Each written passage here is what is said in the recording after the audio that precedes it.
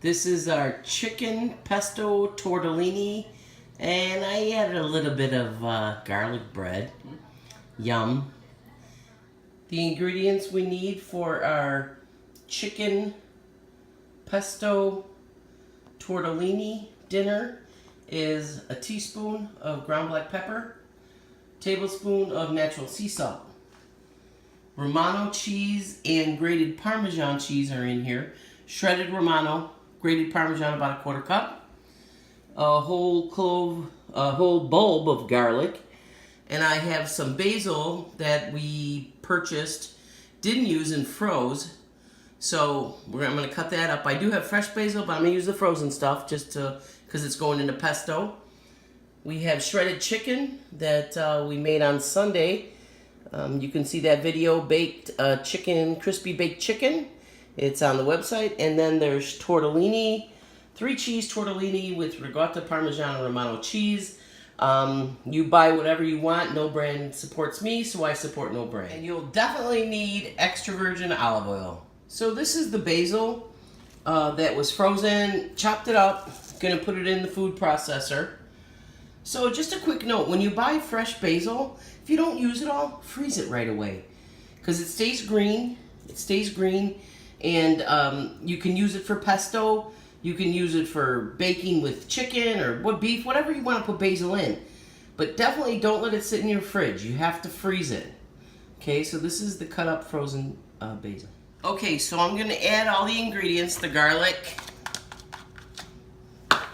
the Romano cheese, Romano Parmesan mixture, I should say, the salt, the pepper. Now, pine nuts. If you want to put pine nuts in your pesto, you can. You have to toast them first, and then you put them in. And I'm going to cover this and let it mix, and then you will take your olive oil, and you'll pour that in while it's blending. Don't, like, put it in now. You mix this, and then you emulsify it with your olive oil. So I'm pulsing it, and I'm going to add the olive oil while I'm pulsing it.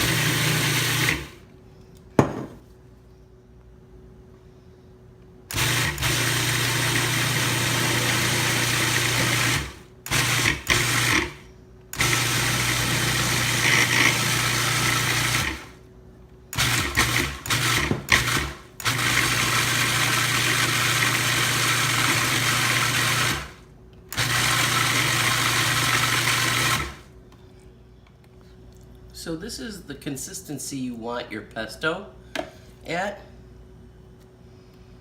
Now the salt, the pepper, the cheese, you could do whatever mixture you want, the olive oil, but this is the texture you want.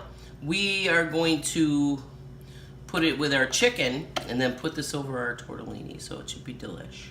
So we got about 1/8 cup of olive oil in the pan, getting ready to put the pesto in to let it cook up a little bit.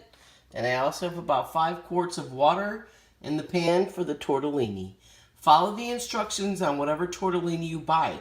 Don't follow what I'm doing. And we use about a tablespoon of lemon juice for acidity.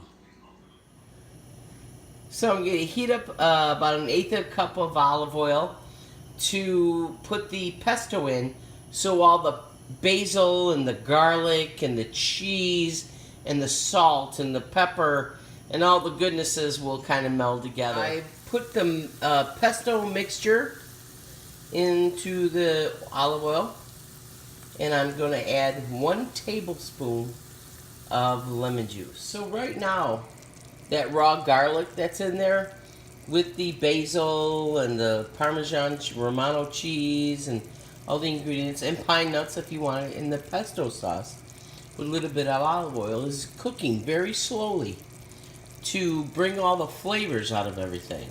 It's very important. I'm going to add the chicken after because the chicken's already cooked, but we have to bring those flavors out of all the goodness in there.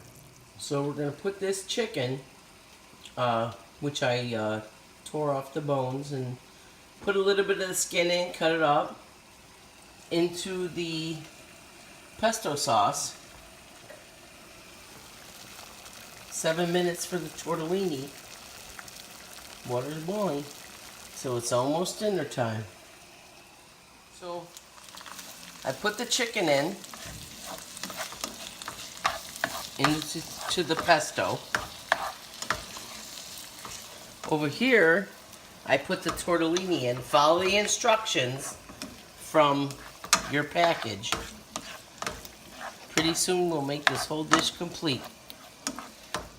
This is the pesto that we made with the chicken. The tortellini is almost done. We're going to strain it and then mix it both together. Remember, your tortellini should be cooked to what the package says, to whatever brand you wish. So I strained the tortellini and then put it in our pesto chicken sauce, and we're ready to have dinner. Delish.